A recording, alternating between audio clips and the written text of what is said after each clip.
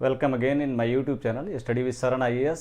आज का हमारा विषय है एसिड रेन, अम्ल वर्षा। वीडियो स्टार्ट करते हैं। एसिड रेन क्या होती है? रेन हम जानते हैं वर्षा होती है। अगर किसी वर्षा का pH मान 5.6 से कम हो, वर्षा पानी बरसता है, पानी का pH मान 7 होता है, न्यूट्रल माना जाता है। 7 से अगर कम pH है तो वो अम्ल होता है। अम्ल का pH जो है, अम्ल का pH लेस देन 7 होता है, लेस देन 7 होता है। और pH जो है लेस देन, अगर 7 है तो अम्ल है, अगर pH ग्रेटर देन 7 है, ग्रेटर देन 7 है तो ये क्षार है। अगर उदाहरण स्वरूप अगर 7 से अगर लेस है,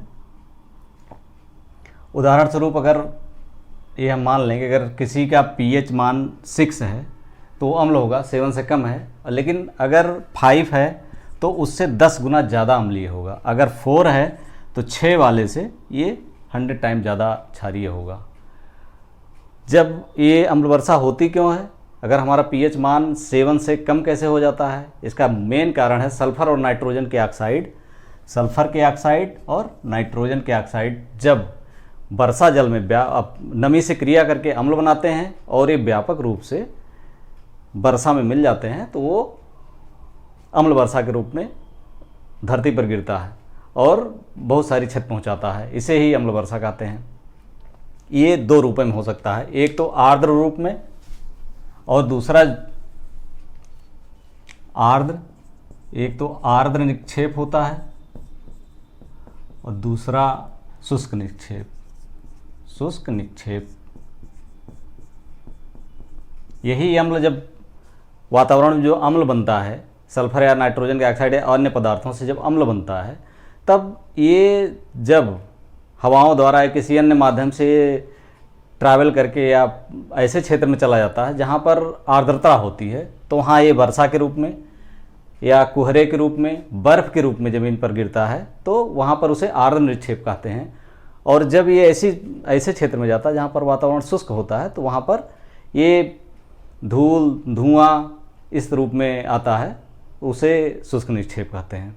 शुष्क निक्षेप का सबसे लेटेस्ट उदाहरण हमारे ताजमहल का पीला होना है, क्योंकि मथुरा रिफाइनरी से निकला हुआ जो सल्फ़र या इस तरह के ऑक्साइड हैं, वो जो सल्फ्यूरिक अम्ल या अन्य अम्ल बनाते हैं, वो जब रिफाइनरी के पास शुष्क रूप में आकर गिरते हैं तो पत्थरों को पीला करते हैं। ये शुष्क निक्षेप का सबसे अच्छा उदाहरण है, सबसे लेटेस्ट उदाहरण है जिसको हम समझ सकते हैं। इसके कौन से कारक हैं? ये इसके लिए मानव जिम्मेदार है या प्रकृति जिम्मेदार है? तो हम जानते हैं कि इसके लिए दोनों जिम्मेदार हैं, लेकिन प्राकृतिक रूप से अगर ये एक नेचुरल प्रक्रिया के रूप में चलता है तो उतना नुकसानदेह नहीं होता है और उतनी मात्रा भी अम्ल की नहीं बनती है कि कोई नुकसान हो। लेकिन जब इसमें मानवीय कारक भी मिल जाते हैं तो कई गुना ये बढ़ जाता है। जैसे इसमें अगर सल्फ़र के जो ऑक्साइड होते हैं, इसकी वजह से जो अम्ल बनता है, सल्फ़र का उत्सर्जन कहाँ कहाँ से होता है, यहाँ से हम देख सकते हैं। इसके प्राकृतिक स्रोत हैं ज्वालामुखी उद्गार, जैविक अपघटन, जैविक पदार्थों का अपघटन, समुद्र में जो प्लैंकटन होते हैं उनके सड़ने से ये सल्फ़र मुक्त होता है वातावरण में और सल्फ़र ऑक्साइड बनाकर एसिड के रूप में वर्षा में मिलता है। लेकिन मानव निर्मित स्रोत जो हैं सबसे ज़्यादा जो खतरनाक है, कोयले का जलना, पेट्रोलियम का दहन और कच्चा तेल शोधन, धातु का मेटलर्जी जो होती है, उसमें भी सल्फ़र मुक्त होता है जो सल्फ़र ऑक्साइड का निर्माण करता है वातावरण में जाकर के।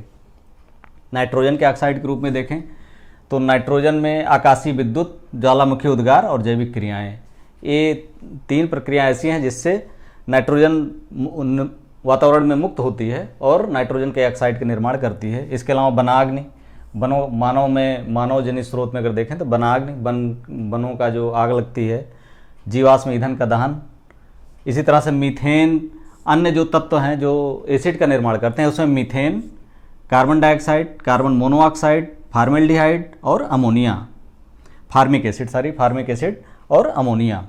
तो इसमें कार्बन डाइऑक्साइड, मीथेन का हम जानते हैं आर्द्र भूमि, जो वेटलैंड्स होते हैं उनमें एनारोबिक कंडीशन में ऑक्सीजन की अनुपस्थिति में जो सड़न होती है तो उससे मीथेन गैस निकलती है। पशुओं की जुगाली आदि से या उनके गोबर से भी मीथेन गैस निकलती है, और दीमक की बावी से भी मीथेन गैस आती है। प्राकृतिक स्रोत हैं।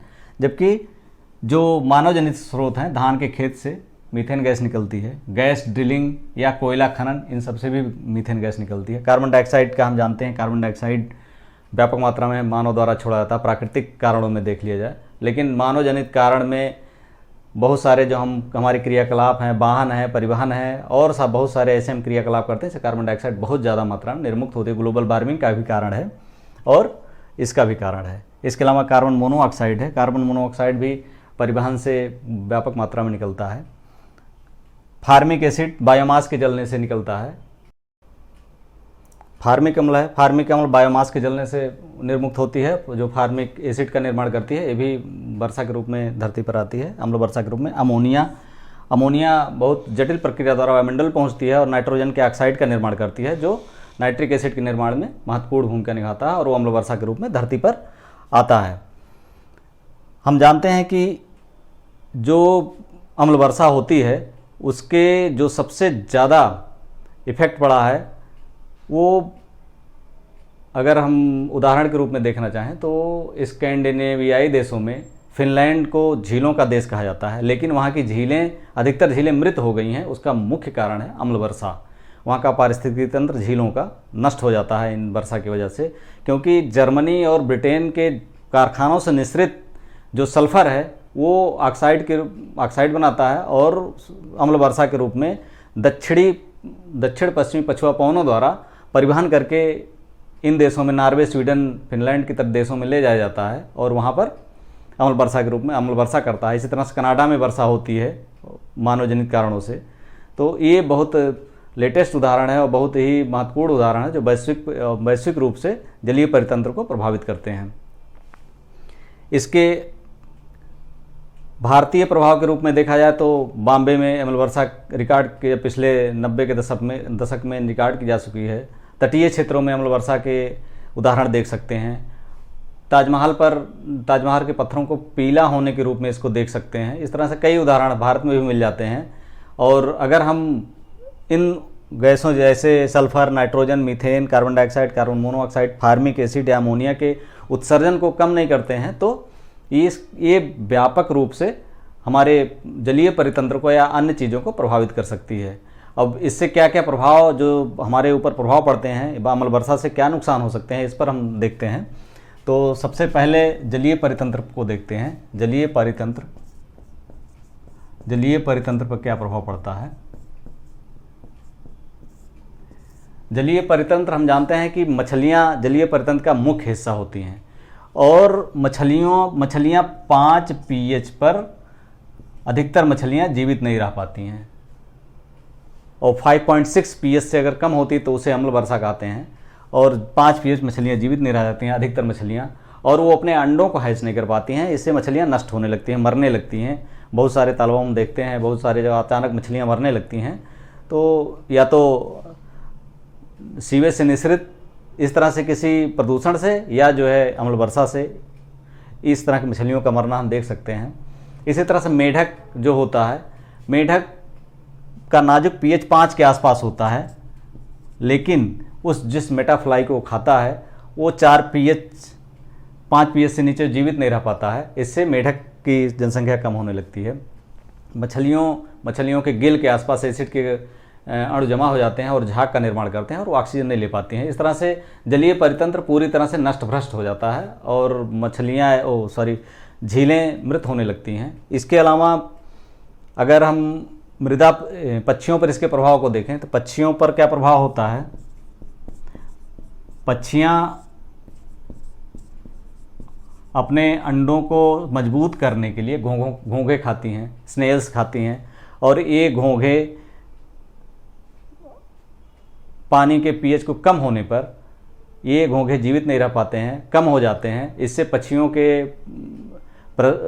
के जनसंख्या पर असर पड़ता है। वो उनके अंडों को जो पर्याप्त, जो ठोस या उसके हार्डनेस के लिए, उसके जीवित रहने के लिए उनके चूजों को जो हार्डनेस की ज़रूरत होती है वो नहीं मिल पाती है, और वो नष्ट हो जाते हैं समय से पहले और हैच नहीं होते हैं। तो इससे पक्षियों का परितंत्र प्रभावित होता है। इसके अलावा हमारे मिट्टी पर क्या प्रभाव पड़ता है। हम जानते हैं कि जो कैल्शियम, मैग्नीशियम, पोटेशियम आज के जो पोषक तत्व होते हैं वो मृदा से, ये धनात्मक आयन मृदा के ऋणात्मक आयन से मजबूती से बंधे होते हैं। और जब पानी आदि इन पर पड़ता है, पानी आदि जब इन पर पड़ता है तो पानी निकल जाता है, ये मजबूती से बंधे रहते हैं। लेकिन जब जलीय पीएच, जल अम्लीय वर्षा होती है तो ये बंध ढीले हो जाते हैं। जो धात्विक आयन है या जो पोषक तत्वों के आयन हैं, धनात्मक आयन है, मृदा से जो इनका बंध है वो कमज़ोर होता है और ये निछालित होने लगते हैं, बह जाते हैं और पोषक तत्व का निछालन इसे कहते हैं। पोषक तत्व खत्म हो जाते हैं और इससे पौधे कमज़ोर होते हैं या मर जाते हैं। वनस्पतियों पर क्या प्रभाव होता है? वनस्पतियों पर प्रभाव, वनस्पतियाँ भी, इनके पत्ते जब एसिड रेन होती है पत्ते सूखने लगते हैं, मुरझा जाते हैं और फोटोसिंथेसिस क्रिया नहीं कर पाते हैं। और ज़मीन पर पोषक तत्वों का भी हमने बताया निछालन होने लगता है। तो पत्ते, एक तो पेड़ सूख जाते हैं, ऊपर से जो पोषक तत्वों के निछालन से नए पौधे पनप नहीं पाते हैं और ये नष्ट हो जाता है। इसके अलावा मनुष्यों पर क्या प्रभाव इसका हो सकता है? मनुष्यों में स्किन कैंसर, स्किन रैशेज, आँखों का जलना, इस तरह से फेफड़ों से संबंधित बीमारियां, तमाम सारी बीमारियां होती हैं जो एसिड रेन की वजह से हो सकती हैं। निर्जीव पर प्रभाव, इससे पत्थर आदि पीले पड़ जाते हैं। और हमने अभी उदाहरण बताया कि आगरा का ताजमहल पीला पड़ गया है मथुरा रिफाइनरी से निकले हुए सल्फर की वजह से। तो इस तरह से हम देखते हैं कि एसिड रेन की वजह से हम कितनी समस्याएं होती हैं। अगर हम भविष्य में उत्सर्जन कम नहीं करते हैं तो एसिड रेन के कारण बहुत सारी समस्याएं, हमारे घर या महत्वपूर्ण इमारतें, ये सब इन पर खतरा आ सकता है, हमारे जलीय परितंत्र पर खतरा आ सकता है। पक्षी, मछली या जलीय परितंत्र में मछली, मेटफ्लाई जो भी हैं सब नष्ट हो जाते हैं और इस तरह से मानव जीवन पर भी संकट आ सकता है, क्योंकि सब एक दूसरे से जुड़े हुए हैं, बिना एक दूसरे के बिना अस्तित्व संभव नहीं है।